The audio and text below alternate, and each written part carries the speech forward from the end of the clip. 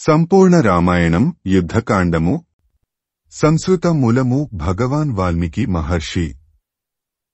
దాదాపు 5000 ఏళ్ల క్రిందట. సంపూర్ణ రామాయణం తేట తెలుగులో. శ్రీ మొదలి వెంకట సుబ్రహ్మణ్యం. September 10, 1935, August 15, 2006.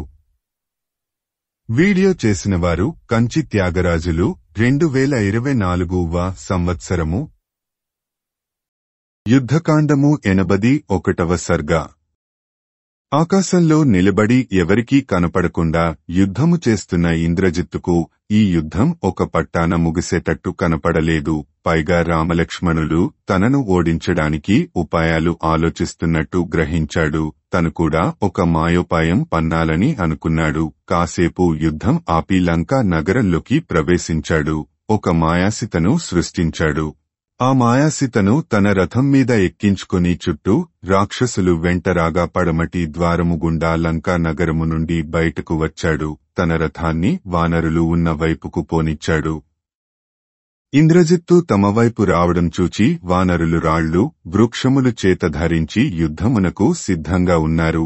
హనుమంతుడు కూడా ఒక పెద్ద పర్వత శిఖరమును చేత ధరించి ఇంద్రజిత్తు ఎదురుగా వెళ్లాడు. అంతలోనే హనుమంతునికి ఇంద్రజిత్తు రథంలో ఉన్న సీత కనపడింది. తాను అశోకవనములో సింసుప వృక్షము కింద ఉండగా చూచిన సీత ఎలా ఉందో అలాగే ఉంది. ఒంటి జడ, నలిగిపోయిన చీర, దీనమైన ముఖము, తైల సంస్కారము లేని జుట్టు, ఒంటిమీద పేరుకుపోయిన దుమ్ము సరిగ్గా అలాగే ఉంది. యుద్ధభూమిలో ఇంద్రజిత్తు రథం మీద సీతను చూడగానే ఆశ్చర్యపోయాడు హనుమంతుడు. ఈ సీత ఇంద్రజిత్తు పక్కన కూర్చుని ఉంది. ఇప్పుడు ఈ దుర్మార్గుడు ఈ సీతను ఏమి చేస్తాడో అని కలవరపడ్డాడు హనుమంతుడు. ఈ విషయాన్ని వానర వీరులందరికీ చెప్పాడు. అందరూ కలిసి ఇంద్రజిత్తు రథం వైపు వెళ్లారు. వానరులు అంతా తన రథం వైపు రావడం, సీత వంక ఆసక్తిగా చూడటం గమనించాడు ఇంద్రజిత్తు. వెంటనే మాయా సీత జుట్టు పట్టుకుని కిందికి లాగాడు. అప్పుడు మాయా సీత రామ రామ రక్షించు రామ అని ఏడుస్తూ ఉంది. సీత దుస్థితి చూచి హనుమంతుడు కన్నీరు కారుస్తున్నాడు. ఇంక తట్టుకోలేకపోయాడు. ఇంద్రజిత్తుతో ఇలా అన్నాడు. ఓరి దుర్మార్గుడా! పేరుకు బ్రాహ్మణ కులంలో జన్మించావు, కాని రాక్షసత్వము అవలంబించావు. నీ నాశనాన్ని చేజేతులా ఆహ్వానిస్తూ సీత జుట్టు పట్టుకొని లాగుతున్నావు. నీ మరణం తప్పదు.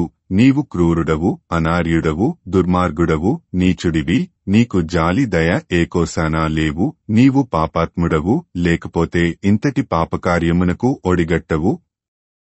ఈమె నీకు ఏమీ అపకారము చేసింది రా? ఈమెను అలా కొడుతున్నావు, జుట్టు పట్టుకొని ఈడుస్తున్నావు. రాజ్యము పోగొట్టుకుంది, భర్తకు దూరమయ్యింది. ఇంకా నీకు జాలిలేదా? ఆ ప్రకారము ఆమెను హింసిస్తున్నావు. నీవు సీతను చంపడానికి కత్తి ఎత్తుతున్నావు. జాగ్రత్త! సీతను చంపిన తరువాత నీవు క్షణకాలం కూడా జీవించలేవు. అందుకే నా ముందు ఇంతటి పాపమునకు ఒడిగట్టుతున్నావు అని తిడుతూ హనుమంతుడు ఇంద్రజిత్తు మీదికి వెళ్లాడు.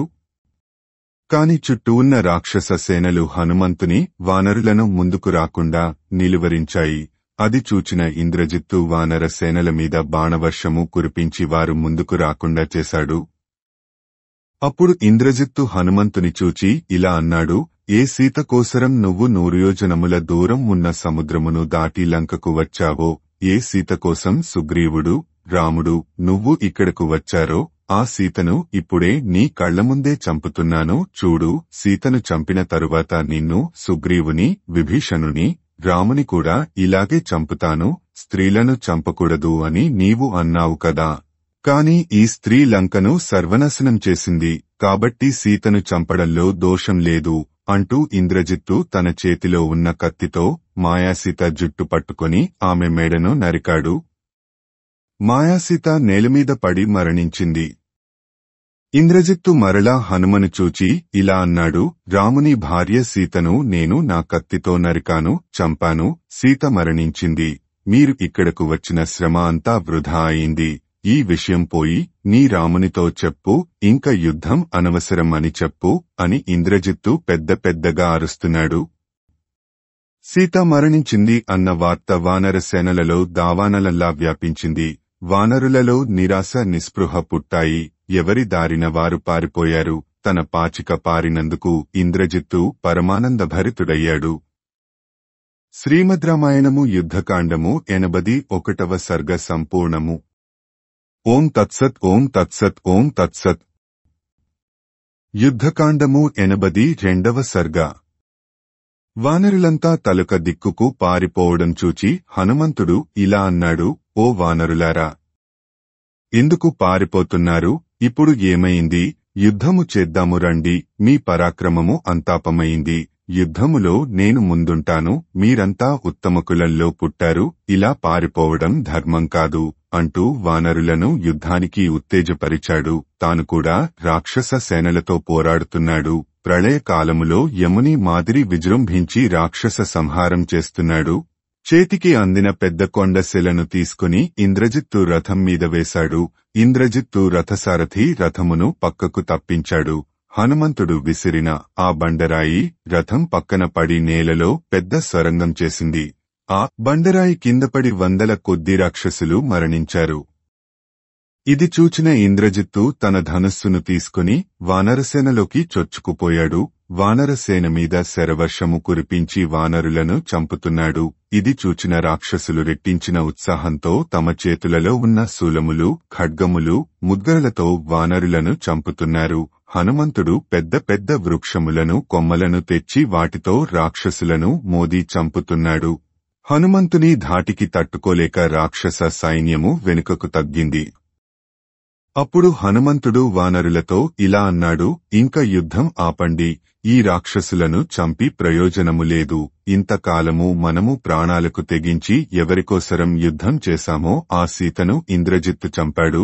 ఈ విషయం మనము రామునికి, సుగ్రీవునికి చెప్పివారు ఏమి చెయ్యమంటారో అది చేద్దాము అని అన్నాడు. హనుమంతుని మాటలు విన్న వానరులు యుద్ధం విరమించారు. అందరూ రాముని వద్దకు వెళ్లారు. హనుమంతుడు యుద్ధం విరమించి వెళ్లడం చూచిన ఇంద్రజిత్తు తాను కూడా వెనుదిరిగాడు. నికుంభిల అనే దేవత ఉన్న దేవాలయమునకు వెళ్లాడు. నికుంభిల అనే దేవత ప్రీతిగా యజ్ఞం చేయడం మొదలెట్టాడు. హోమగుండంలో రక్తము, మాంసము వేశాడు. రక్తమాంసములతో తృప్తి చెందిన అగ్నిజ్వాలలు నలుదిక్కుకు ప్రజ్వరిల్లాయి. తరువాత ఇంద్రజిత్తు రాక్షసుల విజయము కొరకు హోమం చేశాడు. శ్రీమద్ రామాయణము యుద్ధకాండము 82వ సర్గ సంపూర్ణము. ఓం తత్సత్ ఓం తత్సత్ ఓం తత్సత్. యుద్ధకాండము 83వ సర్గ. హనుమంతుడు ఉన్న యుద్ధభూమిలో జరుగుతున్న కోలాహలము చూచిన రాముడు జాంబవంతునితో ఇలా అన్నాడు, జాంబవంతా!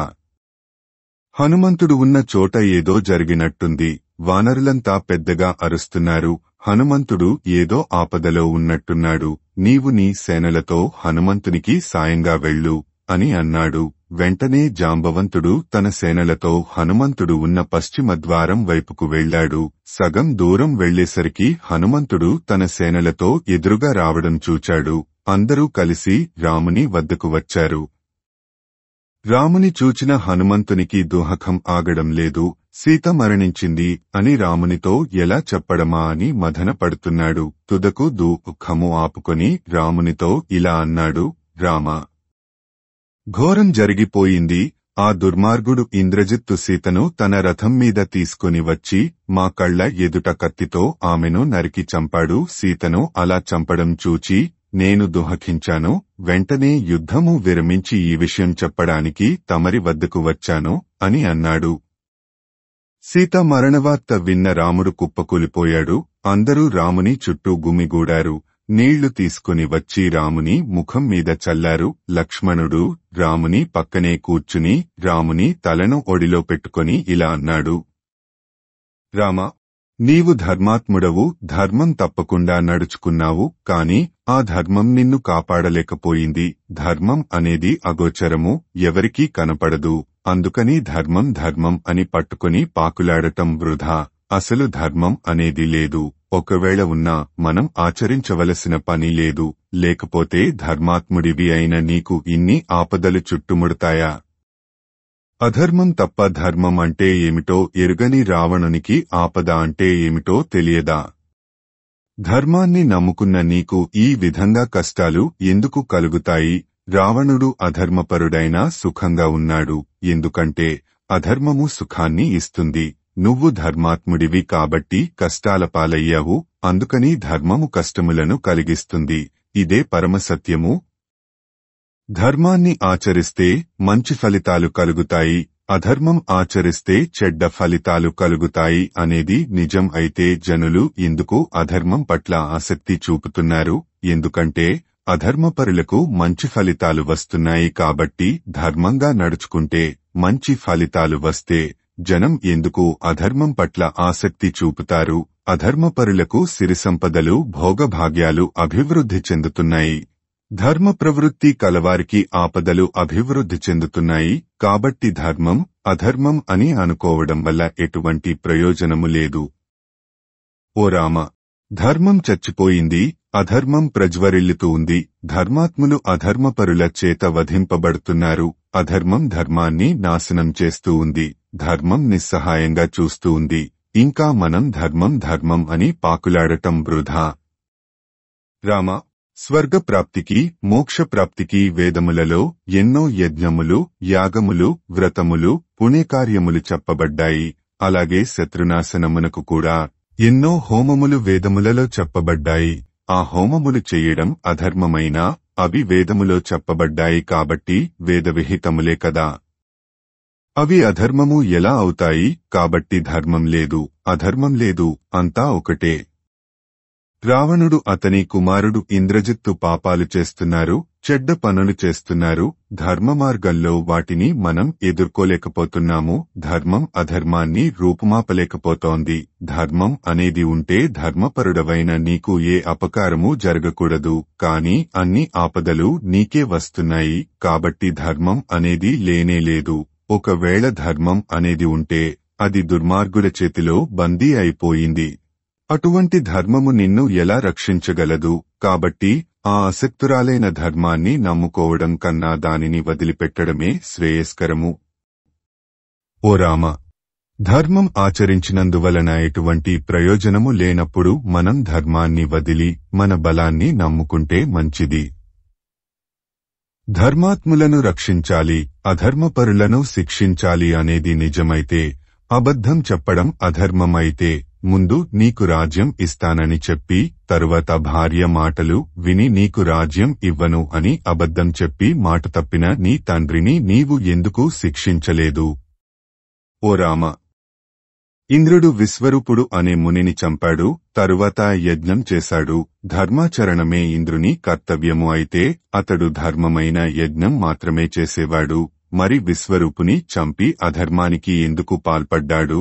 ఇంద్రుడికి అధర్మం చేయడమే కర్తవ్యము అయితే ఇంద్రుడు విశ్వరూపుని మాత్రమే చంపి ధర్మకార్యమైన యజ్ఞమును చేసి ఉండేవాడు కాదు. కాని ఇంద్రుడు ధర్మకార్యము, అధర్మకార్యము రెండు చేశాడు. కాబట్టి క్షత్రియుడు ధర్మాధర్మములు రెండూ ఆచరించాలి. కేవలం ధర్మం అని కూర్చుంటే ఇదిగో ఇలాగే కష్టాల పాలవుతాము.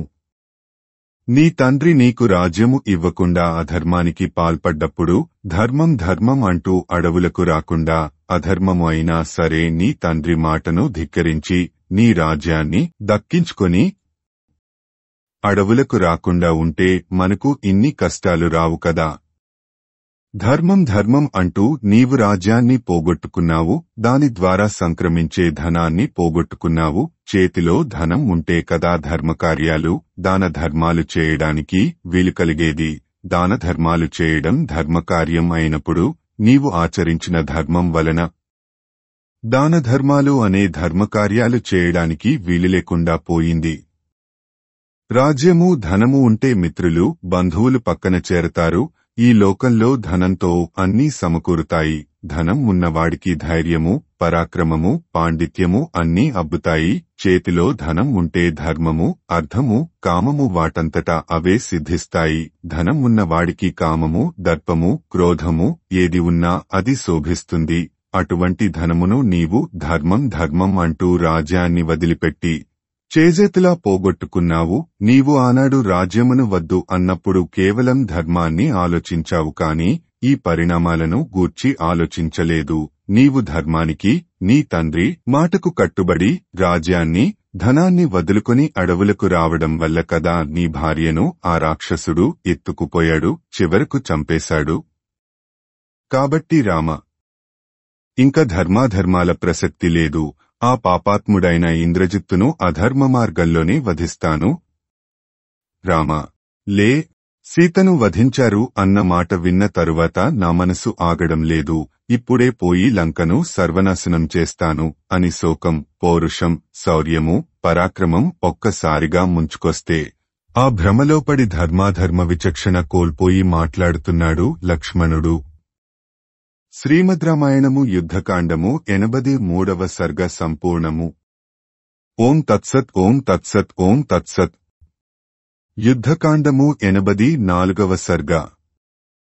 రాముడి పక్కన కూర్చున్న లక్ష్మణుడు ఇలా విలపిస్తుంటే అంతకు ముందు రాముడు ఇచ్చిన ఆదేశముల మేరకు విభీషణుడు సైనికులకు, సేనాపతులకు తగిన సూచనలు ఇచ్చి ఆ విషయం రామునికి చెప్పడానికి రాముని వద్దకు వచ్చాడు. అక్కడ అంతా విషాద వాతావరణము నెలకొని ఉండటం చూచాడు. లక్ష్మణుడితో సహా అక్కడ అంతా ఏడుస్తున్నారు. ఎందుకో అర్థం కాలేదు విభీషణుడికి. లక్ష్మణుడి ఓడిలో స్పృహ లేకుండా పడి ఉన్న రాముడిని చూచాడు.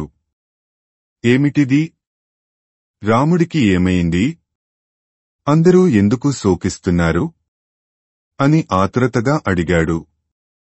అప్పుడు లక్ష్మణుడు ఇలా అన్నాడు, సీతను రణభూమికి తీసుకుని వచ్చి హనుమంతుడు ఇతర వానర నాయకుల ఎదురుగుండా ఇంద్రజిత్తు సీతను చంపాడు. ఆ విషయాన్ని హనుమంతుడు రామునికి చెప్పాడు. రాముడు మూర్ఛపోయాడు. వానర నాయకులంతా శోకిస్తున్నారు అని ఇంకా ఏదో చెప్పబోతుంటే విభీషణుడు ఇలా అన్నాడు, ఓ రామ, సముద్రము ఎండిపోయింది అని చెబితే ఎలా ఉంటుందో సీతను ఇంద్రజిత్తు చంపాడు అని చెబితే అలాగే ఉంటుంది. సీతమీద ఈగ వాలిన రావణుడు సహించడు. ఆ విషయం నాకు బాగా తెలుసు. అటువంటిది ఇంద్రజిత్తు సీతను చంపడానికి ఎలా ఒప్పుకుంటాడు? సీతను ఇంత దూరం తీసుకొని వచ్చింది, సీత కోసరం ఇంత యుద్ధం చేస్తున్నది సీతను చంపుకోడానికి కాదు కదా. నేను రావణునితో సీతను విడిచిపెట్టమని ఎన్నోమార్లు చెప్పినా, బతిమాలినా రావణుడు ససేమిరా అన్నాడు. అసలు సీతను రావణుడు ఎక్కడ ఉంచింది ఎవరికీ తెలియదు, ఇంద్రజిత్తుకు కూడా తెలియదు. ఇదంతా ఇంద్రజిత్తు పన్నిన రాక్షసమాయ. అది మీరు తెలుసుకోలేకపోయారు. ఆమె మాయా సీత, సీతను పోలిన రాక్షస స్త్రీ. ఇంద్రజిత్తు మిమ్ములను సమ్మోహితులను చేశాడు. ఇంక సీత విషయం గురించి శోకించడం ఆపి అసలు విషయం వినండి. ఇప్పుడు ఇంద్రజిత్తు నికుంభిల దేవి ఆలయమునకు వెళ్లాడు. అక్కడ హోమం చేస్తున్నాడు. ఆ హోమం పూర్తి అయితే ఇంద్రజిత్తును ఓడించడానికి ఇంద్రుడి తరం కూడా కాదు. తాను చేయబోయే హోమమునకు వానరులు విఘ్నం కలుగచేయకుండా వారిని శోక సముద్రంలో ముంచి వారి దృష్టిని మరల్చడానికి సీతను చంపడం అనే మాయను పన్నాడు. మీరు ఆ మాయలో పడ్డారు. ఇంద్రజిత్తు చేస్తున్న హోమం పూర్తి అయ్యేలోగా మనము మన సైన్యములతో అక్కడికి చేరుకోవాలి. రామ, నీవు అకారణంగా ఇలా శోకిస్తుంటే వానర సేనా నాయకులు అంతా శోకిస్తున్నారు. నీ సీత క్షేమంగా ఉంది. ఆమెకు ఏమీ కాలేదు. నీవు ఇక్కడే ఉండు. లక్ష్మణుని మా వెంట పంపు. మేము నికుంభిలా దేవాలయమునకు వెళతాము. లక్ష్మణుడు తన బాణములతో ఆ యజ్ఞమును విఘ్నము చేయగలడు. అప్పుడు మనము ఇంద్రజిత్తును సులభంగా చంపవచ్చును. మాకు ఆజ్ఞ ఇమ్ము. నీ ఆదేశము కొరకు ఎదురుచూస్తున్నాము. ఇంద్రజిత్తు వధకు అనుజ్ఞ ఇమ్ము అని పలికాడు విభీషణుడు. నిజం తెలుసుకున్న రాముడు తన శోకాన్ని విడిచిపెట్టాడు. శ్రీమద్ రామాయణము యుద్ధకాండము 84వ సర్గ సంపూర్ణము. ఓం తత్సత్, ఓం తత్సత్, ఓం తత్సత్. యుద్ధకాండము 85వ సర్గ. సీత క్షేమంగా ఉంది. ఆమెకు ఏమీ కాలేదు అన్నమాట మాత్రం వినబడింది రాముడికి. ఆ ఆనందంలో విభీషణుడు ఏమి చెబుతున్నాడో, దేని గురించి చెబుతున్నాడో అర్థం కాలేదు. కాసేపటికి రాముడు లేచి కూర్చున్నాడు. విభీషణునితో ఇలా అన్నాడు, విభీషణ, నీవు ఏమి చెప్పావో నేను సరిగా వినలేదు. ఏదీ మరలా ఒకసారి చెప్పు అని అడిగాడు. విభీషణుడు మరలా చెప్పనారంభించాడు. ఓ రామ, నీవు నన్ను సేనలను నిర్ణీత ప్రదేశములలో నిలుపమని చెప్పావు కదా.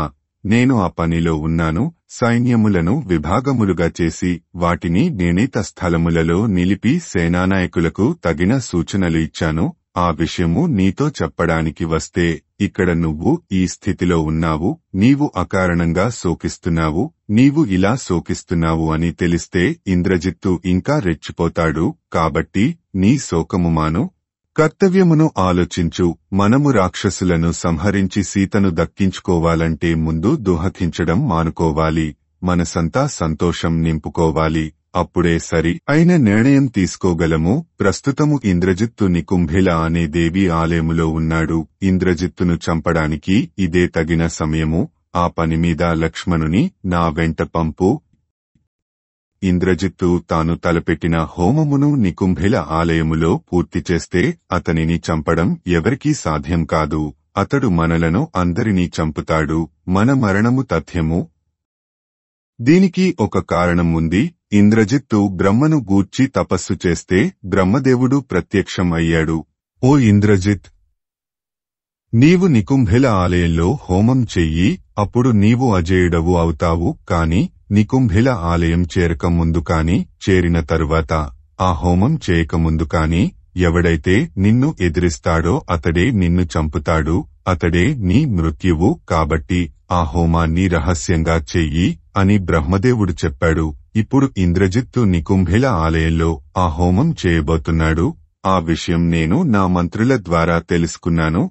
కాబట్టి మనం తొందరగా నికుంభిల ఆలయానికి సైన్యాలతో చేరుకోవాలి. దానికి లక్ష్మణుడు నాయకత్వం వహించాలి. లక్ష్మణుని చేతిలో ఇంద్రజిత్తు చంపబడితే రావణుడు కూడా చంపబడినట్లే అని అన్నాడు విభీషణుడు. అప్పుడు రాముడు ఇలా అన్నాడు, ఓ విభీషణ, రాక్షసమాయలు నాకు కొత్త కాదు. కాని సీతను తన కళ్ల ముందే వధించడం గురించి హనుమంతుడు చెప్పగా విని మూర్ఛపోయాను. ఇంద్రజిత్తు సామాన్యుడు కాడు. ఎన్నో మాయలు తెలిసినవాడు, మహాపరాక్రమవంతుడు, బ్రహ్మాస్త్ర ప్రయోగము తెలిసినవాడు, యుద్ధములో వరుణుని కూడా ఓడించగల సమర్థుడు. ఎవరికీ కనపడకుండా మాయాయుద్ధము చేయడంలో ఇంద్రజిత్తు దిట్ట. కాబట్టి మీరు జాగ్రత్తగా ఉండాలి. లక్ష్మణ, నీవు, సుగ్రీవుడు, జాంబవంతుడు, హనుమంతుడు అంతా కలిసి వెళ్ళండి. ఇంద్రజిత్తు మాయలు, యుద్ధతంత్రములు బాగా ఎరిగిన విభీషణుడు, అతని అనుచరులు మీ వెంట ఉంటారు. ఇంద్రజిత్తును సంహరించండి. విజేతలే తిరిగి రండి అని ఇంద్రజిత్తును చంపడానికి అనుజ్ఞ ఇచ్చాడు రాముడు. వెంటనే లక్ష్మణుడు తన ధనుర్బాణములు తీసుకున్నాడు. కవచము ధరించాడు. ఖడ్గము నడుముకు బిగించాడు. రాముని పాదాలకు నమస్కరించి ఇలా అన్నాడు, రామ, నేను నా పదునైన బాణములతో ఇంద్రజిత్తును సంహరిస్తాను అని పలికాడు. తరువాత ఇంద్రజిత్తు హోమం చేస్తున్న నికుంభిల ఆలయమునకు వెళ్లాడు. సుగ్రీవుడు, జాంబవంతుడు, విభీషణుడు, హనుమంతుడు లక్ష్మణుని వెంట వెళ్లారు. వారి వెంట వేలకొద్దీ వానర సైన్యము అనుసరించింది. నికుంభిల ఆలయము చుట్టూ మోహరించి ఉన్న రాక్షస సైన్యమును చూచాడు లక్ష్మణుడు. ఎలాగైనా ఆలయమునకు చేరుకోకముందే లేక హోమము పూర్తికాకముందే ఇంద్రజిత్తును చంపడానికి నిశ్చయించుకున్నాడు లక్ష్మణుడు. వానర సేనలు రాక్షస సేనలను ఎదుర్కొన్నాయి. శ్రీమద్ రామాయణము యుద్ధకాండము 85వ సర్గ సంపూర్ణము. ఓం తత్సత్. ఓం తత్సత్. ఓం తత్సత్. యుద్ధకాండము 86వ సర్గ. విభీషణుడు వానర సేనా నాయకులతో ఇలా అన్నాడు, రాక్షస సేనలు ఇంద్రజిత్తుకు రక్షణ కల్పిస్తున్నారు. మీరు ఎలాగైనా వారు మీతో యుద్ధం చేసేటట్టు రెచ్చగొట్టండి. వారు మీతో యుద్ధం చేస్తున్న సమయంలో మేము ఇంద్రజిత్తును ముట్టడిస్తాము అని అన్నాడు. తరువాత లక్ష్మణునితో ఇలా అన్నాడు, లక్ష్మణ, ఇంద్రజిత్తు సైన్యం మధ్యలో ఉన్నాడు. నీవు నీ యుద్ధ విద్యాకౌశలంలో ఈ సైన్యాన్ని చీల్చుకుంటూ ఇంద్రజిత్తును పట్టుకో. ఇంద్రజిత్తు హోమం చెయ్యడానికి వెళ్లక ముందే నీవు ఇంద్రజిత్తును సంహరించాలి. ఇంద్రజిత్తును చంపడంలో అధర్మము పాపం లేదు. ఎందుకంటే వాడు మాయావి, దుర్మార్గుడు, క్రూరుడు. లోకాలన్నీ వాడిని చూచి భయపడుతున్నాయి. అట్టి వానిని చంపడంలో దోషం లేదు అని అన్నాడు. ఆ మాటలు విన్న లక్ష్మణుడు వెంటనే రాక్షస సేనల మీద శరవర్షము కురిపించడం మొదలెట్టాడు. వానర సేనలు భల్లుక సేనలు కూడా వృక్షములతోనూ పెద్ద పెద్ద బండరాళ్లతోనూ రాక్షసులతో యుద్ధం చేస్తున్నారు. రాక్షసులు కూడా ఖడ్గములు, శక్తి ఆయుధములు, తోమరములు ధరించి వానరులతో యుద్ధం చేస్తున్నారు. రాక్షసులకు వానరులకు మధ్య ఘోరమైన యుద్ధం జరుగుతూ ఉంది. ఇరుపక్షముల వారు ఒకరిమీద ఒకరు విసురుకుంటున్న ఆయుధములతో ఆకాశం కప్పబడిపోయిందా అన్నట్టు ఉంది. వానరులు పెద్ద పెద్ద వృక్షములను, కొండ శెలలను చేతులలో ధరించి రాక్షసులను కొట్టి చంపుతున్నారు. తమతో యుద్ధం చేస్తున్న భల్లుకములను, వానరములను చూచి రాక్షసులకు భయం కలిగింది. రాక్షస సేనలు పారిపోసాగాయి. అప్పటికి ఇంద్రజిత్తు హోమం చెయ్యడానికి కూర్చోబోతున్నాడు. ఇంతలో రాక్షసులు వానరులు భల్లుకముల ధాటికి తట్టుకోలేక పారిపోతున్నారు అన్న వర్తమానం అందింది. ఇంద్రజిత్తు హోమం ప్రారంభించకుండానే లేచాడు. తన రథము ఎక్కాడు. ధనుర్బాణములు ధరించాడు. వానరుల మీదికి యుద్ధానికి బయలుదేరాడు. తమ నాయకుడు యుద్ధము చేయడానికి వచ్చాడు అని తెలియగానే పారిపోతున్న రాక్షస సేనలు వెనక్కు తిరిగాయి.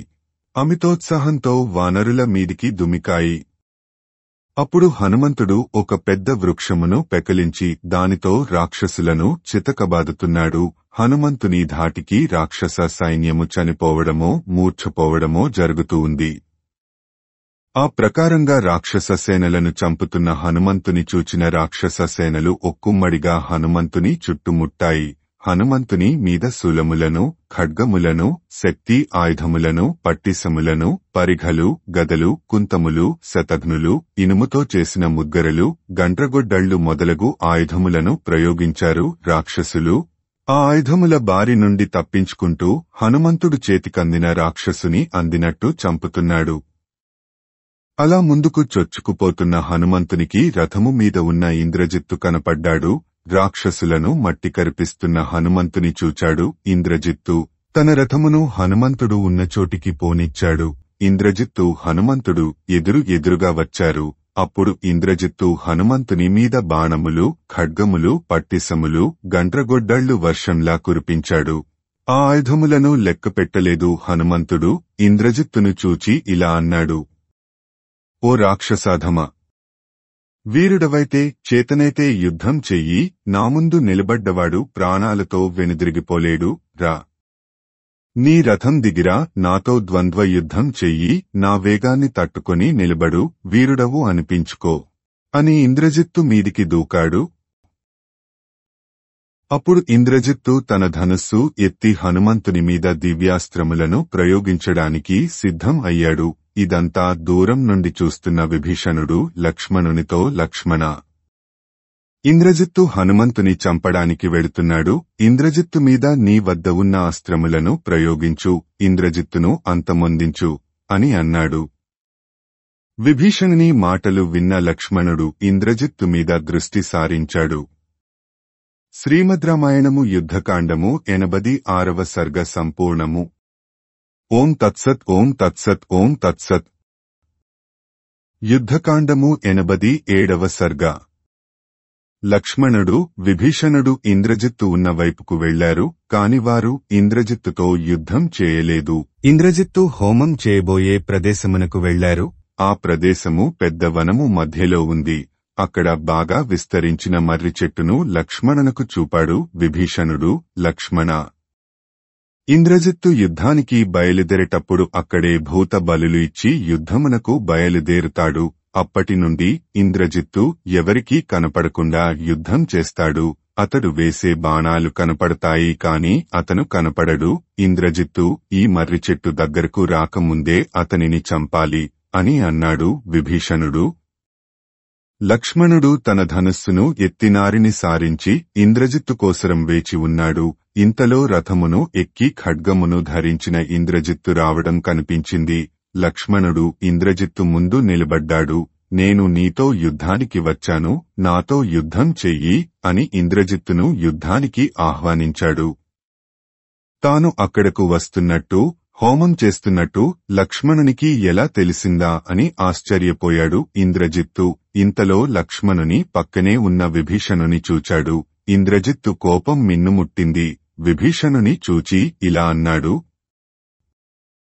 ఓ విభీషణ, నీవు రాక్షస కులంలో పుట్టావు, లంకలో పుట్టి పెరిగావు, నా తండ్రికి తమ్ముడివి, నాకు తండ్రితో సమానుడవు. అటువంటి నీవు నీ కుమారుడనైన నాకే ద్రోహం తలపెట్టడానికి నీకు మనసులా ఒప్పింది.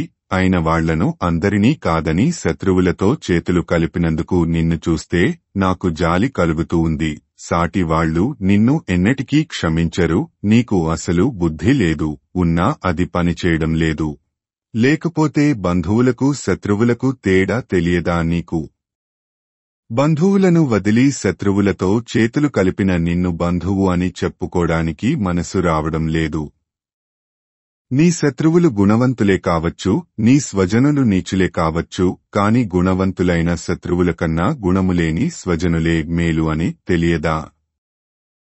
శత్రువు ఎన్నటికీ శత్రువే అని గుర్తుపెట్టుకో. తన వాళ్లను వదిలి శత్రుపక్షము చేరిన వానిని అవసరం ఉన్నంతవరకు ఉపయోగించుకొని అవసరం తీరగానే ఆ శత్రువులే నిన్ను చంపుతారు. అదే రాజనీతి. ఆ మాత్రం తెలియదా నీకు? నీకు జాలి దయలేదు. అందుకే లక్ష్మణుని ఈ రహస్య ప్రదేశానికి తీసుకుని వచ్చావు. నీవు పౌరుషహీనుడవు, పైగా జ్ఞాతివి. అందుకే ఇంతటి హేయమైన పనికి ఒడిగట్టావు. నీ ముఖం చూడడం కూడా మహాపాపము అని అన్నాడు ఇంద్రజిత్తు. ఆ పరుషమైన మాటలకు విభీషణుడు ఇలా అన్నాడు, కుమారా, ఎందుకు అలా మితిమీరి మాట్లాడతావు? నా గురించి, నా గుణగణముల గురించి, నా స్వభావము గురించి నీకు తెలియదా? నేను నీ తండ్రి సోదరుడను అన్న గౌరవం కూడా లేకుండా మాట్లాడుతున్నావు. నేను దుర్మార్గపు వంశమైన రాక్షస వంశములో జన్మించాను, కాని మానవులకు సహజంగా ఉండే శీలాన్ని, సుగుణాలను స్వంతం చేసుకున్నాను. రాక్షస గుణములను విడిచిపెట్టాను. రాక్షసులకు స్వభావసిద్ధమైన దారుణమైన పనులు చేయడం నాకు ఇష్టం లేదు. అధర్మంగా ప్రవర్తించడం అసలు నచ్చదు. కేవలం నేను మంచివాడిని అనే నెపంతో, తానే చేసే చెడ్డ పనులను సమర్థించలేదనే నెపంతో నీ తండ్రి నన్ను వెళ్లగొట్టాడు. ఏ అన్న అయినా తమ్ముడిని వెళ్లగొడతాడా? అది నా మంచికే జరిగింది. దుర్మార్గులను వదిలి సన్మార్గుల పంచన చేరాను, సుఖంగా ఉన్నాను. ఇతరుల ధనాన్ని అపహరించేవాళ్లను, ఇతరుల భార్యలను కోరుకునేవాడిని వెంటనే విడిచిపెట్టమన్నారు పెద్దలు. ఎందుకంటే ఇతరుల ధనాన్ని కోరడం, ఇతరుల భార్యల మీద కోరిక పెంచుకోవడం, మంచి వాళ్లను అనుమానించడం మంచి లక్షణములు కావు. అవి వినాశహేతువులు. నీవు, నీ తండ్రి, నీ వాళ్లు చేసిన పనులు ఏమిటి? మహర్షులను చంపడం, దేవతలతో విరోధం పెంచుకోవడం, నాకన్నా గొప్పవాడు లేడని అహంకరించడం, అందరితో శత్రుత్వము పెట్టుకోవడం, ఇవే కదా. ఈ దుర్గుణాలే నిన్ను, నీ తండ్రిని చెడు మార్గం పట్టించాయి. ఆ మార్గంలో నేను నడవదలుచుకోలేదు. అందుకనే బయటకు వచ్చాను. నీవు, నీ తండ్రి ఈ లంకానగర నాశనమునకు కంకణం కట్టుకున్నారు. అందుకే నా మాట విని సీతను రామునికి ఇవ్వకుండా యుద్ధానికి పాల్పడ్డారు. ఓ కుమారా, నీ తండ్రి మాదిరి నీవు కూడా అహంకారివి, మూర్ఖుడవు. నీకు తెలియదు. ఒకరు చెబితే వినవు. నీకు పెద్దల ఎడల గౌరవము, వినయము మచ్చుకైనా లేవు. నీకు యమలోకము సందర్శించు కాలము సమీపించినది. అందుకే నీ ఇష్టం వచ్చినట్టు మాట్లాడుతున్నావు. ఓ ఇంద్రజిత్తు, నీ వినాశనం దాపురించింది. నీవు ఈ మర్రి చెట్టులో ప్రవేశించలేవు, లక్ష్మణుని ఎదిరించలేవు, జయించలేవు. చేతనైతే యుద్ధం చేసి లక్ష్మణుడి బాణాలకు బలికా. యమలోకంలో నీవు చేయవలసిన పనులు చాలా ఉన్నాయి. నీ కన్నా ముందు యమలోకం చేరిన నీ వాళ్లు నీకోసరం ఎదురు చూస్తున్నారు. త్వరగా వెళ్ళు అని పలికాడు విభీషణుడు. శ్రీమద్రామాయణము యుద్ధకాండము 87వ సర్గ సంపూర్ణము. ఓం తత్సత్. ఓం తత్సత్. ఓం తత్సత్. యుద్ధకాండము 88వ సర్గ. తాను రహస్యంగా హోమం చేసే ప్రదేశాన్ని తన శత్రువులకు తెలిపినందుకు ఇంద్రజిత్తు తన చిన్నాన్న విభీషణుని మీద మండిపడ్డాడు. నోటికి వచ్చినట్టు దూషించాడు. దానికి తగినట్టు సమాధానం చెప్పాడు విభీషణుడు. మాటలతో లాభం లేదని ఇంద్రజిత్తు లక్ష్మణునితో యుద్ధానికి దిగాడు. ఆ సమయంలో ఇంద్రజిత్తు తన రథం మీద ఉన్నాడు. లక్ష్మణుడు హనుమంతుని వీపుమీద ఎక్కి కూర్చుని ఉన్నాడు. ఇంద్రజిత్తు విభీషణుని, లక్ష్మణుని, వానర సేనానాయకులను చూచి ఇలా అన్నాడు, ఇప్పటిదాకా మాటలు మాట్లాడాను, ఇంకా నా యుద్ధం కౌశలం చూపిస్తాను చూడండి. ఆకాశము నుండి కుంభవృష్టి కురిసినట్టు మీ మీద శరవర్షము కురిపిస్తాను. సాధారణంగా వర్షంలో తడుస్తారు, కాని నా బాణవర్షంలో మీరందరూ మాడి మసి అయిపోతారు. మీరందరూ యమసదనమునకు వెళ్లడానికి సిద్ధంగా ఉండండి. నా పేరే మేఘనాథుడు. నేను మేఘము వలె గర్జిస్తూ బాణములు వర్షం మాదిరి కురిపిస్తుంటే నా ముందు ఎవడు ఆగగలడు? కొన్ని రోజుల క్రితం నా చేతిలో పడి నువ్వు నీ అన్న రాముడు మూర్ఛపోయి చావుకు దగ్గరగా వెళ్లారు. అప్పుడే మర్చిపోయారా? ఏదో విధివశాత్తు బతికి బయటపడ్డారు. లేకపోతే ఆనాడే యుద్ధము పరిసమాప్తి అయి ఉండేది. మరలా ఏ ముఖం పెట్టుకొని నాతో యుద్ధానికి వచ్చావు? నా చేతిలో చావాలనే కోరికతో వచ్చుంటావు. చావడానికి సిద్ధంగా ఉండు. సిద్ధంగా ఉండటమేమిటి? నీవు ఈ పాటికి యమలోకం చేరుకున్నావు అని బీరములు పలికాడు ఇంద్రజిత్తు. ఇంద్రజిత్తు పలికిన పలుకులు అన్నీ సావధానంగా విన్నాడు లక్ష్మణుడు. ఇంద్రజిత్తుతో ఇలా అన్నాడు, ఓ రాక్షసా! నీవు కేవలము మాటలతోనే కాలం గడుపుతున్నావు. అనుకున్నది చేసేవాడే బుద్ధిమంతుడు. కేవలం మాటలతో పొద్దుపుచ్చేవాడు పిరికివాడు. నీవు పలికేవన్నీ ధర్మపన్నాలు, చేసేవి దుష్టకార్యాలు. ఎదురుగా నిలబడి యుద్ధం చేసేవాడే వీరుడు, పరాక్రమవంతుడు. నీమాదిరి కనపడకుండా యుద్ధం చేసేవాడు చోరుడు, పిరికి పంద, నీలాంటి దొంగ. ఎదురుగా నిలబడి యుద్ధం చేయడానికి భయపడి అదృశ్యంగా ఉండి యుద్ధం చేస్తాడు. అలా యుద్ధం చేయడం వీరులకు, వీరత్వానికే సిగ్గుచేటు. ఓ రాక్షసాధమ! నేను నీ ఎదురుగా ధనుర్బాణములు పట్టుకుని నిలబడివున్నాను. నీవు కూడా మాటలు కట్టిపెట్టి నా ఎదురుగా నిలబడి యుద్ధం చెయ్యి. చచ్చే ముందు వీరుడవు అనిపించుకో. కనపడకుండా యుద్ధం చేసి దొంగలా చావకు అన్నాడు లక్ష్మణుడు. ఆ మాటలకు ఇంద్రజిత్తుకు కోపము, రోషము, పౌరుషము కలిగాయి. మారు మాటాడకుండా లక్ష్మణుని మీద శరప్రయోగము చేశాడు. విషసర్పముల వంటి బాణములను ప్రయోగించాడు. కాని వాటన్నిటినీ లక్ష్మణుడు తన బాణములతో నిర్వీర్యము చేశాడు. ఇంద్రజిత్తు కొడుతున్న బాణముల దెన్నెకు లక్ష్మణుని శరీరం రక్తసిక్తము అయింది. ఓ లక్ష్మణ! చూచావా నా అస్త్రవిద్యా కౌశలము? ఇవిగో ఈ నారాచములతో నీ ప్రాణం తీస్తాను. కాచుకో. చచ్చిన నీ శరీరం మీద డేగలు గద్దలు వాలి నీ శరీరాన్ని పిక్కుతింటాయి. అది నేను కళ్లారా చూస్తాను. తను నా చేతిలో చస్తాను అనే భయంతో నీచుడైన రాముడు నిన్ను నా మీదికి యుద్ధానికి పంపాడు. అది నీవు తెలుసుకోలేక తగుదునమ్మా అంటూ నా మీదికి యుద్ధానికి వచ్చావు. నీ తల తెగి నేలమీద దొర్లుతుంటే అది చూడడానికి రాముడు ఇప్పుడు వస్తాడు. చూస్తూ ఉండు అంటూ వాడి అయిన బాణముల వంటి మాటలు విసురుతున్నాడు ఇంద్రజిత్తు. ఆ మాటలకు లక్ష్మణుడు నవ్వుతూ, ఏం రాక్షసా! ఊరికే మాట్లాడటమేనా? యుద్ధం చేయడం ఏమన్నా ఉందా? నీ గొప్పలు నీవు చెప్పుకుంటే ప్రయోజనం ఏముంటుంది? అవి చేతలలో చేసి చూపిస్తేనే ప్రజలు నమ్ముతారు. నీ మాదిరి నేను ప్రగల్భములు పలుకను. అలా పలకడం కూడా నా చేత కాదు. నీ మాటలకు నా బాణాలే సమాధానం చెబుతాయి అంటూ లక్ష్మణుడు 5 నారాచబాణములను ఇంద్రజిత్తు మీద ప్రయోగించాడు. అవి సూటిగా వెళ్లి ఇంద్రజిత్తు వక్షస్థలంలో గుచ్చుకున్నాయి. వెంటనే ఇంద్రజిత్తు 3 బాణములతో లక్ష్మణుని కొట్టాడు.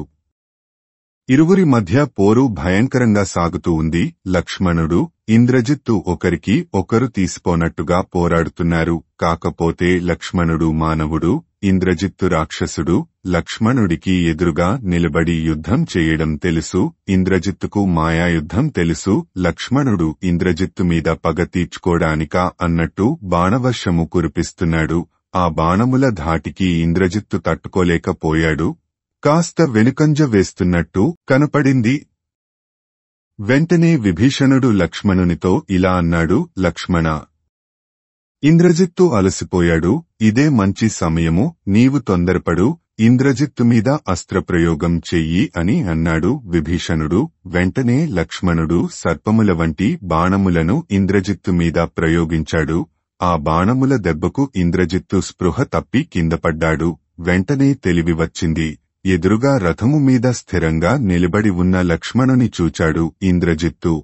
లక్ష్మణుని మాటలతో నిర్వీర్యుడిని చెయ్యాలని అనుకున్నాడు ఇంద్రజిత్తు.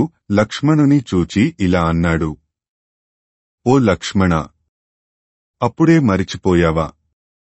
యుద్ధము జరిగిన మొదటి రోజు నా శరముల ప్రభావానికి నువ్వు నీ అన్న స్పృహ తప్పి నేలమీద పడ్డారు కదా. నా బాణముల రుచి అప్పుడే మరిచిపోయావా? ఈరోజు అలా చెయ్యను. సరాసరి నిన్ను యమసదనానికి పంపుతాను. ఆ రోజు నువ్వు నా పరాక్రమాన్ని పూర్తిగా చవిచూడలేదు.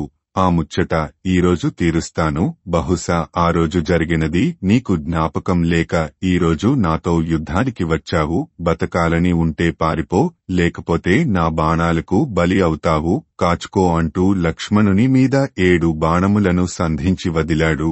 మరో 10 బాణములతో హనుమంతుని కొట్టాడు. దీనికంతకీ కారణమైన విభీషణుని మీద 100 బాణములు ప్రయోగించాడు. ఆ బాణములను అన్నిటినీ లక్ష్మణుడు అవలీలగా ఛేదించాడు. మరలా ఇంద్రజిత్తు మీద వాడి అయిన బాణములను ప్రయోగించాడు. ఓ రాక్షస, ఇవేమి బాణములు? నా మీద పువ్వుల మాదిరి పడుతున్నాయి. ఇంతకన్నా వాడి అయిన బాణములు నీ దగ్గర లేవా? నా దగ్గర చూడు ఎంతటి వాడి అయిన బాణాలు ఉన్నాయో అని ఇంద్రజిత్తు మీద వాడి అయిన బాణములు ప్రయోగించాడు. లక్ష్మణుని బాణముల దెబ్బకు ఇంద్రజిత్తు ధరించిన కవచము ముక్కలయింది. ఇంద్రజిత్తు గుండెల్లో బాణాలు గుచ్చుకొని గాయమయింది. ఇంద్రజిత్తు కోపంతో ఊగిపోయాడు. లక్ష్మణుని మీద ఒకేసారి 1000 బాణాలు ప్రయోగించాడు. ఇంద్రజిత్తు వేసిన బాణములకు లక్ష్మణుని కవచము కూడా బద్దలయింది. ఇద్దరూ సమానంగా ఉన్నారు. ఇరువురి దేహములలో బాణాలు దిగబడ్డాయి. రక్తం కారుతూ ఉంది. ఒకరితో ఒకరు అలసట అనేది లేకుండా పోరాడుతున్నారు. వారు ఒకరిమీద ఒకరు వేసుకునే బాణములతో ఆకాశము కప్పబడిపోయింది. ఆ ప్రకారంగా ఒకరితో ఒకరు ఘోరంగా యుద్ధము చేస్తున్నారు. శ్రీమద్ రామాయణము యుద్ధకాండము 88వ సర్గ సంపూర్ణము. ఓం తత్సత్ ఓం తత్సత్ ఓం తత్సత్. యుద్ధకాండము 89వ సర్గ. లక్ష్మణుడు ఇంద్రజిత్తు ఒకరితో ఒకరు ఘోరంగా యుద్ధము చేస్తుంటే పక్కనే ఉన్న విభీషణుడు తన వంతు సహకారాన్ని అందించాడు. తాను కూడా ధనుస్సు చేతపట్టి రాక్షసులను సంహరిస్తున్నాడు. రాక్షసుల ఆనుపానులు తెలిసిన విభీషణుడి బాణముల ధాటికి రాక్షసులు కుప్పలు కుప్పలుగా చచ్చిపడుతున్నారు. విభీషణుడు రాక్షసులను చంపుతుంటే విభీషణుని 4 మంత్రులు కూడా కత్తులు చేతబట్టి రాక్షసులను నరుకుతున్నారు.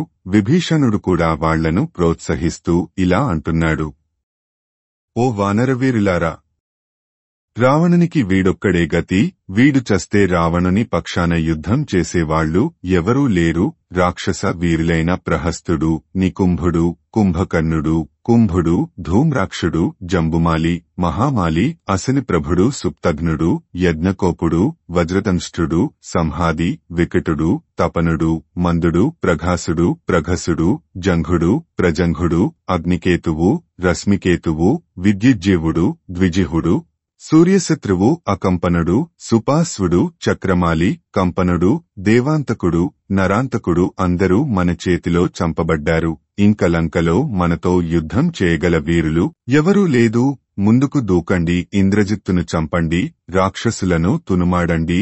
రాక్షసులతో చేసిన యుద్ధములో యోధానుయోధులను చంపాము. 100 యోజనముల సముద్రమును దాటిన మీకు ఈ ఇంద్రజిత్తు ఆవు పాదము గోష్పాదముతో ఏర్పడిన చిన్న గుంటలాంటివాడు. వీడిని చంపడం మనకు లెక్కలోనిది కాదు. నేనే ఇతనిని చంపగలను, కాని నాకు ఇతడు కుమారుడు. నేను వీడికి తండ్రిని. వీడి మీదున్న పుత్రవాత్సల్యము నన్ను అడ్డుకుంటూ ఉంది. వీడిని చంపాలని అనుకున్నప్పుడల్లా నా కళ్లలో నీళ్లు సుళ్ళు తిరుగుతున్నాయి. కాబట్టి లక్ష్మణుడే వీడిని చంపగలడు. ముందు మీరందరూ ఇంద్రజిత్తు చుట్టుమోహరించి ఉన్న రాక్షసులను చంపండి. తరువాత లక్ష్మణుడు ఇంద్రజిత్తును చంపగలడు అని వానర వీరులను ప్రేరేపించాడు విభీషణుడు. విభీషణుని మాటలతో వానరులలో ఉత్సాహం పెల్లుబికింది. సింహనాదాలు చేస్తున్నారు. వానరులు, భల్లుకములు ఒక్కసారిగా రాక్షస సేనల మీద పడ్డారు. వారిని రక్కారు, పీకారు, కొరికారు, రాళ్లతో కొట్టారు. జాంబవంతుడు కూడా యథాశక్తి రాక్షసులను చంపుతున్నాడు. రాక్షసులందరూ జాంబవంతుని చుట్టుముట్టారు. తమ చేతులలో ఉన్న పట్టిసములతోనూ గండ్రగొడ్డళ్లతోనూ కత్తులతోనూ దారుణంగా కొట్టారు. జాంబవంతుడు కూడా వారికి తగురీతిలో సమాధానం చెప్పాడు. వానరులకు రాక్షసులకు యుద్ధం తీవ్రస్థాయిలో జరుగుతూ ఉంది. అప్పటిదాకా లక్ష్మణుని తన వీపు మీద మోస్తున్న హనుమంతుడు లక్ష్మణుని కిందికి దింపి ఒక పెద్ద బండరాయిని చేతిలోకి తీసుకున్నాడు. ఆ బండరాతితో మోదుతూ హనుమంతుడు రాక్షసులను చంపుతున్నాడు. విభీషణుడితో యుద్ధం చేస్తున్న ఇంద్రజిత్తు ఆయనను వదిలి లక్ష్మణుని మీదికి వెళ్లాడు. లక్ష్మణుడికి ఇంద్రజిత్తుకు సమరం సంకులంగా మారింది. ఒకరి మీద ఒకరు బాణవర్షము కురిపిస్తున్నారు. ఇద్దరూ సమానమైన యుద్ధకౌశలాన్ని ప్రదర్శిస్తున్నారు. వారు సంధించిన బాణములతో ఆకాశం కప్పబడిపోయింది. ఒకసారి లక్ష్మణుడిది పైచేయిగా ఉంటే ఇంకాసేపటికి ఇంద్రజిత్తు విజయకేతనం ఎగరవేస్తున్నాడు. అంతలోనే లక్ష్మణుడు ఇంద్రజిత్తు మీద పట్టు సాధిస్తున్నాడు. జయాపజయాలు ఇద్దరి మధ్య అటూ ఇటూ పరుగెడుతున్నాయి. లక్ష్మణుడు ఇంద్రజిత్తు ఒకరి మీద ఒకరు వేసుకుంటున్న బాణములతో ఆకాశం కప్పబడిపోయింది. చీకట్లు కమ్ముకున్నాయి. వానరుల రాక్షసుల రక్తంతో అక్కడ రక్తపుటేరులు ప్రవహిస్తున్నాయి.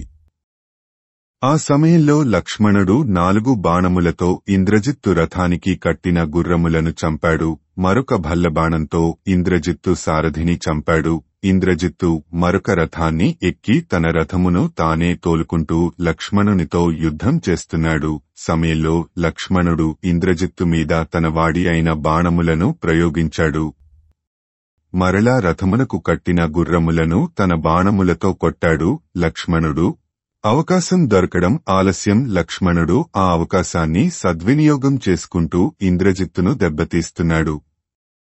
ఇంద్రజిత్తుకు క్రమక్రమంగా సామర్థ్యం సన్నగిల్లింది. అలసిపోతున్నాడు. ఇది చూచిన వానర నాయకులు హర్షధ్వానాలు చేశారు. ఇంతలో ప్రమాథి, రభసుడు, శరభుడు, గంధమాధనుడు అనే వానర శ్రేష్ఠులు ఇంద్రజిత్తు మీదికి దూకారు. ఎగురుకుంటూ వెళ్లి ఇంద్రజిత్తు రథం మీద కూర్చున్నారు. ఇంద్రజిత్తు రథమునకు కట్టిన గుర్రములను బలంగా కొట్టారు. అవి రక్తం కక్కుకున్నాయి. కిందపడి మరణించాయి. తరువాత ఆ 4 వానర వీరులు ఇంద్రజిత్తు ఎక్కిన రథమును ముక్కలు ముక్కలుగా విరుగగొట్టారు. మరలా వెనక్కు ఎగిరి లక్ష్మణుని పక్కన నిలబడ్డారు. ఇదంతా క్షణాలలో జరిగిపోయింది.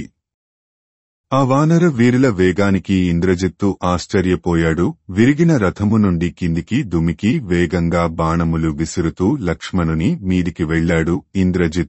ఇంద్రజిత్తు తన మీద సంధిస్తున్న బాణములను మధ్యలోనే ఖండిస్తూ ఇంద్రజిత్తును ముందుకు రాకుండా కట్టడి చేస్తున్నాడు. లక్ష్మణుడు శ్రీమద్ రామాయణము యుద్ధకాండము 89వ సర్గ సంపూర్ణము.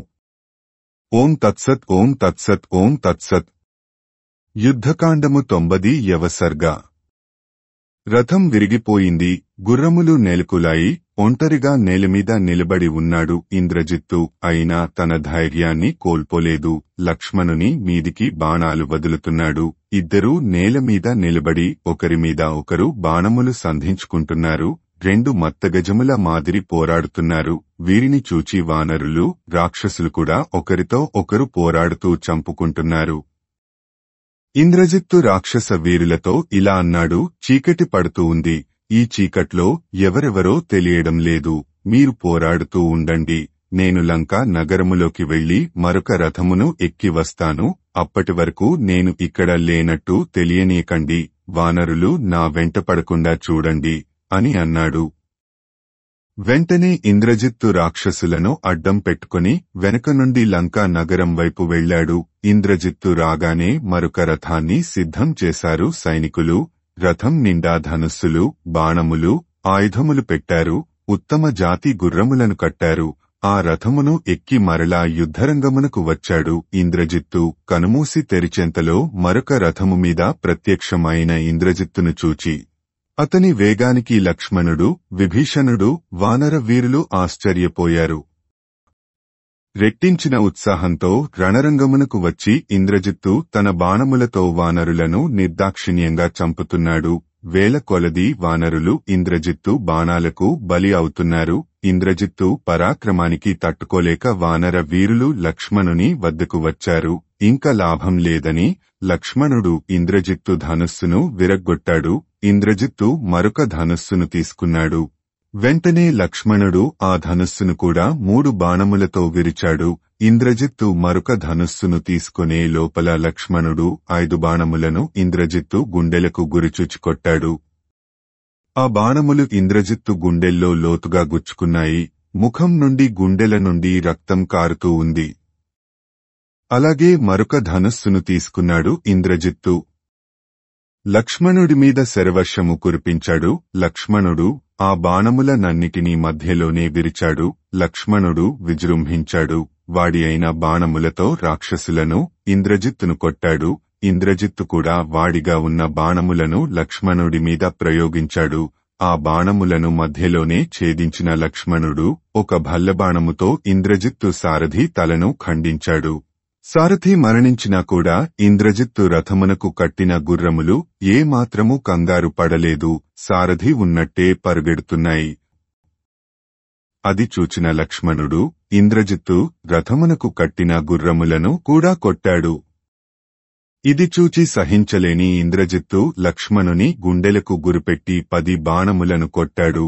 ఆ బాణములు లక్ష్మణుని కవచమునకు తగిలి కింద పడిపోయాయి. లక్ష్మణుడు ధరించిన కవచము దుర్భేద్యము అని ఇంద్రజిత్తుకు అర్థమైంది.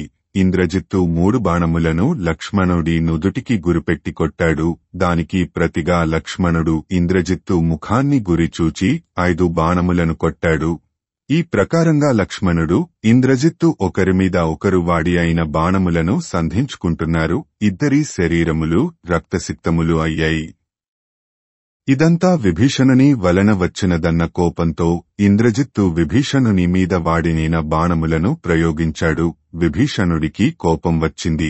ఒక గద తీసుకుని ఇంద్రజిత్తు రథమునకు కట్టిన గుర్రములను చంపాడు. అసలే సారథి లేడు. ఇప్పుడు గుర్రములు కూడా లేవు. అందుకని ఇంద్రజిత్తు రథమును దిగాడు. నేలమీద నిలబడ్డాడు. యముడు తనకు ఇచ్చిన దివ్యమైన అస్త్రమును సంధించాడు. అది చూచిన లక్ష్మణుడు కుబేరుడు తనకు ఇచ్చిన దివ్యాస్త్రమును సంధించాడు. లక్ష్మణుడు ఇంద్రజిత్తు ఒకరిమీద ఒకరు దివ్యాస్త్రములను ప్రయోగించుకున్నారు. ఆ 2 అస్త్రములు ఒకదానితో ఒకటి ఢీకొని అగ్ని కణములు రాలాయి. 2 అస్త్రములు ముక్కలై కిందపడ్డాయి. లక్ష్మణుడు ఇంద్రజిత్తు మీద వారుణాస్త్రమును ప్రయోగించాడు. ఇంద్రజిత్తు రౌద్రాస్త్రమును లక్ష్మణుడి మీద ప్రయోగించాడు. రౌద్రాస్త్రము వారుణాస్త్రమును కొట్టేసింది. తరువాత ఇంద్రజిత్తు లక్ష్మణుని మీద ఆగ్నేయాస్త్రమును ప్రయోగించాడు. వెంటనే లక్ష్మణుడు సూర్య అస్త్రమును ప్రయోగించి ఆగ్నేయాస్త్రమును నిర్వీర్యము చేశాడు. ఇంద్రజిత్తుకు కోపం వచ్చింది. వెంటనే అసుర బాణమును ప్రయోగించాడు. ఆ అసుర బాణము నుండి అసంఖ్యాకంగా వివిధ రకములైన ఆయుధములు పుట్టాయి. ఆ ఆయుధములు అన్నీ లక్ష్మణుని వైపుకు దూసుకుని వస్తున్నాయి. అది చూచిన లక్ష్మణుడు మహేశ్వర అస్త్రమును ప్రయోగించి అసుర అస్త్రమును నివారించాడు. ఇరువురి మధ్య జరుగుతున్న ఈ అస్త్రయుద్ధము లోక వినాశకరంగా పరిణమించింది.